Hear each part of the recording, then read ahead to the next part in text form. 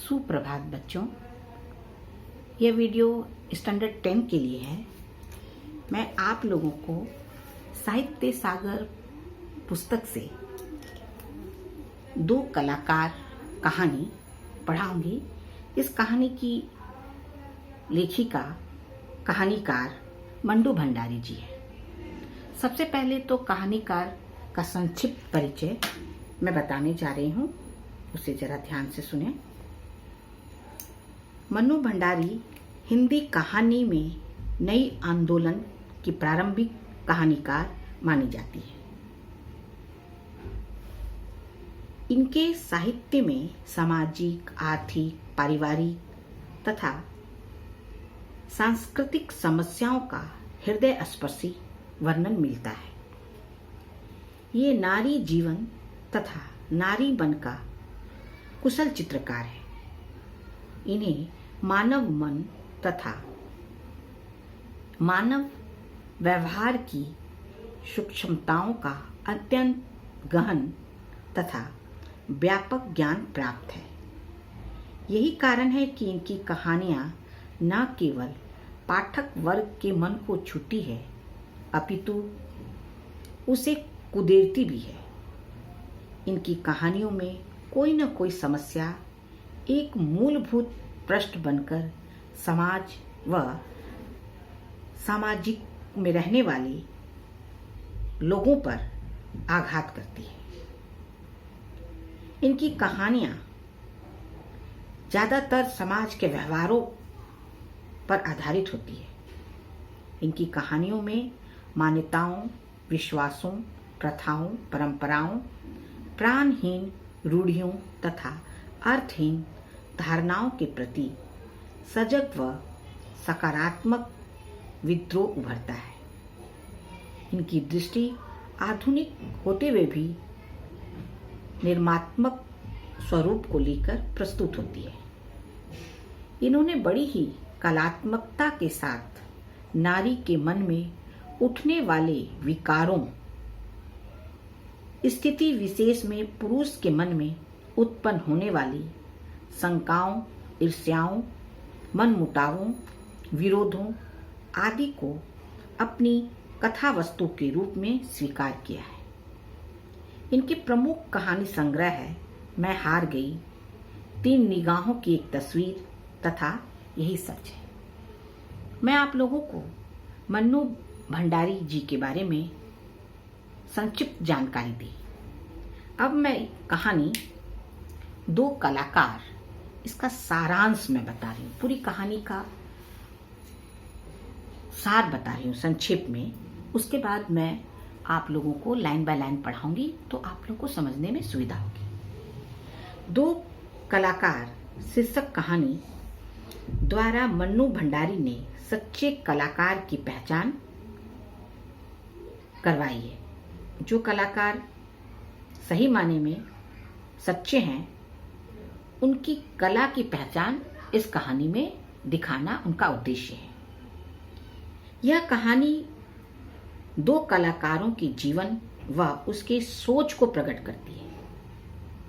कहानी में दो कलाकारों का चित्रांकन किया गया है। दोनों के क्षेत्र अलग अलग हैं।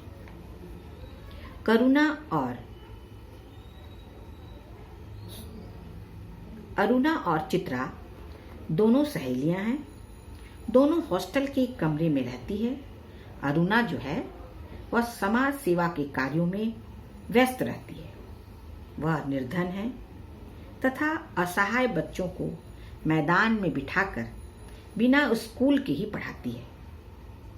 अरुणा की सगाई मनोज नाम के युवक से हो चुकी है। उसे सड़क पर बैठी रहने वाली भिखारन की मृत्यु पर बहुत दुख हुआ, विशेषकर उनके दो बच्चों को अपनी मृत मां के शव से चिपक कर रोते हुए देखकर। क्योंकि वो समाज सेविका है, इसलिए समाज में ऐसी कोई भी दुखदायी घटना घट जाती है तो अरुणा विचलित हो उठती है। ठीक इसके विपरीत चित्रा जो है एक कलाकार है। वह एक अमीर बाप की बेटी है जो विदेश उसके पिता भेजना चाहते हैं। वह हर समय चित्र बनाने में व्यस्त रहती है। उसके जीवन का उद्देश्य ही है एक महान चित्रकार बनना है। उसे अरुणा की समाज सेवा से संबंधित कामों से कोई सरोकार नहीं है। तभी तो एक दिन अरुणा उससे कहती है कि कागज पर इन निर्जीव चित्रों को बनाने की वजह अगर तुम 2-4 की जिंदगी क्यों नहीं बना लेती? तेरे पास तो सामर्थ्य है, साधन भी है। चित्रा ने तुरंत उत्तर दिया, वह काम तो तेरे और मनोज के लिए छोड़ दिया है। चित्रा और अरुणा में कला और जीवन को लेकर लंबी चौड़ी बहसें होती रहती है, पर दोनों में से कोई भी एक दूसरे से हार नहीं मानती है। मूसलाधार वर्षा के कारण जब बाढ़ पीड़ितों की दशा बिगड़ती जा रही थी तो अरुणा सारे दिन बाढ़ पीड़ितों की सहायता के लिए चंदा इकट्ठा करने में व्यस्त रहती थी। उसे अपने परीक्षा का भी भय नहीं था। वह क्या थी, स्वयं सेवकों के साथ, जो एनजीओ वगैरह करते हैं ना, उनके साथ वह काम भी करती थी। और 15 दिनों के बाद वह जब लौटी तो उसकी हालत जो है बहुत खराब हो चुकी थी। चित्रा कुछ ही दिनों में घर चली जाएगी और 1 सप्ताह बाद हिंदुस्तान की सीमा से बाहर वह चली जाएगी। चित्रा को हॉस्टल से बड़ी शानदार विदाई मिली, जिसको फेयरवेल कहते हैं। जाने से पहले वह सबसे मिली, पर अरुणा नहीं आई। चित्रा गर्ग स्टोर के पेड़ के नीचे बैठी रहने वाली मृत भिखारिन तथा उसके रोते बिलखते 2 बच्चों का स्केच बनाकर वह ली गई। अपने साथ वह रफ स्केच खींची और अपने साथ वह ली गई। विदेश जाकर चित्रा का बहुत नाम हुआ। भिखारी तथा उनके 2 अनाथ बच्चों वाले चित्र की प्रशंसा में वहां के अखबारों के कॉलम भर गए। प्रत्येक प्रतियोगिताओं में उनका नाम अनाथ शीर्षक वाला चित्र प्रथम स्थान पा चुका था। पहले वर्ष तो अरुणा से चित्र व्यवहार नियमित रूप से चलता रहा, पर कम होते होते एकदम बंद हो गया। चित्रा 3 साल बाद भारत लौटी। उसका जो है भव्य स्वागत किया गया। दिल्ली में उनके चित्रों की प्रदर्शनी आयोजित की गई। प्रदर्शनी यानी एग्जीबिशन आयोजित की गई। वहीं भीड़ भाड़ में उसकी भेंट जो है अरुणा से हो गई। अरुणा के साथ 2 बच्चे भी थे। पूछने पर करुणा ने कहा कि ये बच्चे मेरे हैं, पर चित्रा को विश्वास नहीं हुआ। उन दोनों बच्चों को भी चित्रकला में रुचि थी। बच्चों की फरमाइश पर चित्रा ने उन्हें अपनी तस्वीरें दिखाई। चित्रों को देखते देखते वे भिखारिन वाले चित्र के समीप आ पहुंचे। बच्चे उस चित्र को देखकर बहुत खुश नहीं हुए। तभी अरुणा के पति भी आ गए। चित्रा के बार बार पूछने पर अरुणा ने बता दिया कि वे दोनों बच्चे उस भिखारिन के हैं। यह सुनकर चित्रा की आंखें फटी की फटी रह गई। हमेशा कहानीकार मन्नू भंडारी जी जो है, समाज में जो प्रत्यक्ष रूप में जो घटनाएं घटती है उसका वे मूल्यांकन भी करते हैं और चित्रण भी करते हैं। ये कहानी बड़ी हृदय स्पर्शी है। अब मैं आप लोगों को कहानी लाइन बाय लाइन पढ़ाने जा रही हूँ। आप लोग किताब खोल लीजिए, पेज नंबर 64, और मैं आप लोग को बता रही हूँ। 2 कलाकार।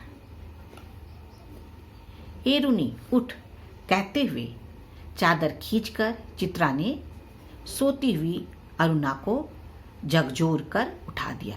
कहते हैं ना, जो सोए रहते हैं उसको झटका मार के उठाते हैं, तो वह उसे झकझोर कर उठा दी। अरे क्या है? आंखें मलते हुए तनिक खिजलाहट भरे स्वर में अरुणा ने पूछा। वो खींच रही थी क्योंकि उस नींद से उसे जगा रही थी ना चित्रा, इसलिए उसे बुरा लग रहा था। चित्रा उसका हाथ पकड़कर खींचती हुई ले आई और अपने नए बनाए हुए चित्र के सामने ले जाकर खड़ी करके बोली, देख मेरा चित्र पूरा हो गया। ओह, तो इसे दिखाने के लिए तूने मेरी नींद खराब कर दी? अरे जरा इस चित्र को तो देख। ना पा गई पहला इनाम तो नाम बदल देना। चित्र को चारों ओर घुमाते हुए अरुणा बोली, किधर से देखूं? यह तो बता दे। 1000 बार तुमसे कहा है कि जिसका चित्र बनाए उसका नाम लिख दिया कर, जिससे गलत फहमी ना हुआ करे, वरना तू बनाए हाथी और हम समझ ले उल्लू। तस्वीर पर आंखें गड़ाती हुई बोली, किसी तरह नहीं समझ पा रही हूं 84 लाख योनियों में से आखिर यह किस जीव की तस्वीर है। तो आपको यह कोई जीव नजर आ रहा है? जरा अच्छी तरह देख और समझाने की कोशिश कर। ऐसा चित्रा अरुणा को कहती है। वह उसे कहती है, मनुष्य की योनियां 84 लाख की है, लेकिन ये कौन सा जीव है ये मुझे समझ में नहीं आ रहा। अरे यह क्या? इसमें तो सड़क, आदमी, ट्राम, बस, मोटर, मकान सब एक दूसरे पर चढ़ रहे हैं, मानो सबकी खिचड़ी पका दी हो। यह क्या घनचक्कर बनाया है? यानी तुम्हारा चित्र जो है सारे चीज एक दूसरे पे चढ़ रहे हैं, ये बिल्कुल चक्कर में डालने वाला चित्र है। यह कहकर अरुणा ने चित्र रख दिया। जरा सोचकर बता कि यह किसका प्रतीक है? तेरी बेवकूफी का। आई है बड़ी प्रतीक वाली। अरे जनाब, यह चित्र आज की दुनिया के कंफ्यूजन का प्रतीक है, समझी? तुझे तो तेरे दिमाग के कंफ्यूजन का प्रतीक नजर आ रहा है। बिना मतलब जिंदगी खराब कर रही है। और अरुणा मुंह धोने के लिए बाहर चली जाती है, क्योंकि वो जो अपनी चित्रकारी में जो चीज दर्शा रही है कि सभी लोग इतने कंफ्यूज्ड हैं, किसी को नहीं पता कि उसे जाना कहाँ है, करना क्या है। वो ऐसा चित्र बनाती है, लेकिन अरुणा नहीं समझ पाती है और उसे कहती है ये तुम्हारे दिमाग का कंफ्यूजन का प्रतीक है, और वह मुंह धोने के लिए चली जाती है। धन्यवाद चिल्ड्रन, आप लोग जो है इसे पढ़ेंगे। अगली वीडियो में मैं आगे बताऊंगी।